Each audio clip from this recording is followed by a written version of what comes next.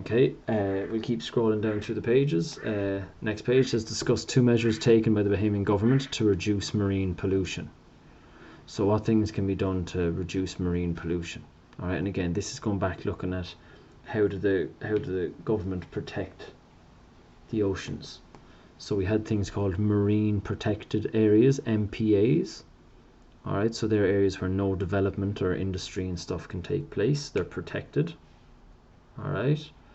The government can also put in stricter laws and regulations, so like increase fines, have more people security around the coasts, or people working checking the coastline.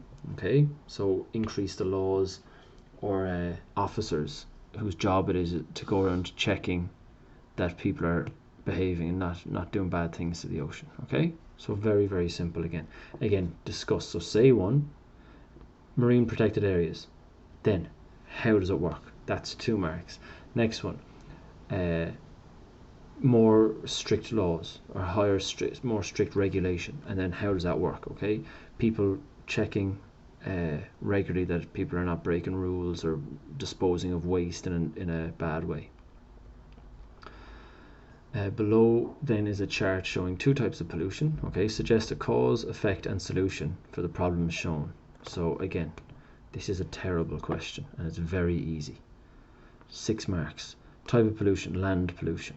Cause, mining, rubbish dumps. All right.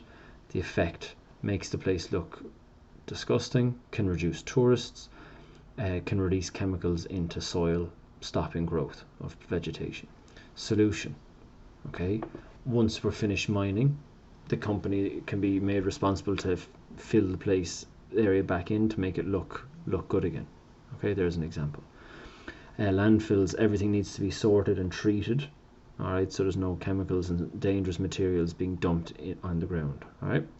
Noise pollution, large machinery, wind turbines, transport systems. The effect, okay, people losing sleep, people's quality of life decreases, the value of their property decreases. Solution, okay, make sure we only build far away from people's homes. For example, wind turbines, okay, for creating wind energy, they can be built out at sea and are more effective out at sea, so they're not near anybody's homes. Okay, very, very simple. Again, D, we spoke about this earlier. This actually doesn't have a command word, it just says what are 2 harmful, okay, 2 harmful effects of acid rain, so you can just answer. One effect, remember full sentences, one harmful effect is it kills vegetation, okay, it strips leaves off of trees. A second harmful effect is it kills wildlife in lakes and rivers because it makes the water too acidic. It affects the pH level, which you've done in science, affects the pH level of waters and lakes, kills the animals. So for a question like that, all you have to do is remember full sentences, really. All right. Let's keep moving. 8a, define the term resource. We did that last lesson. All right, a resource is something people can use, all right, from the earth. Resources are usually natural, so we can use wood for building or burning. We can use coal, oil and gas for energy or making materials. We can take fish from the sea to eat. We can grow crops to eat. Okay, they're all resources. Number 8a2, distinguish between renewable and non-renewable resources. Provide one example for each. So remember this second bit here. So non-renewable, they will run out, they don't last forever. Renewable, last forever. Okay. Non-renewable, one example is oil or coal or gas. They tend to produce a lot of pollution. Renewable energies, an example, solar, wind, wave, okay, geothermal. They don't produce nearly as much and sometimes no pollution at all. Okay, so very simple 4 marks there. Next one, suggest 3 reasons for an increasing demand in resources. So now you can see this isn't even about pollution anymore. Okay, this is spreading across lots of topics. So why is there an increasing demand for natural resources? Okay, first of all, there's more people in the world, so we need more food, we need more energy. All right. Second of all, there's more countries are becoming wealthier every year. Countries are getting richer and richer, so that they start to extract and start to take out more resources and use them. All right. A third way, you could say that there's better technology, which allows us to access more resources, which were previously difficult to access. All right, so you have increase in population, increase in wealth, okay, more and more people able to afford resources, so we're taking more from the earth, and increased technology. We now have the technology and machinery to access more resources. All right, on to the last page very, very quickly. Through sustainable development, the Earth's resources can be protected. What is sustainable development? Now, I gave you this exact definition on Tuesday. Okay, sustainable means to develop sustainably means to have a high quality of life today for people, okay, and access to all resources without stopping or inhibiting future generations or future peoples of having the same quality of life. So to develop sustainably means to have a good quality of life now without impacting the future people's life or quality of life. Identify 4 examples of how sustainable development can be achieved. Okay, so again, you're just identifying here. You can just bam, bam, bam, bam, just name them. The list is done for you. So identify 4 examples of how sustainable development can be achieved. All right, so what can we do? We can try and work towards renewable energies, so we're not running out of fossil fuels. Okay. So yeah, you need to talk about energy there. All right.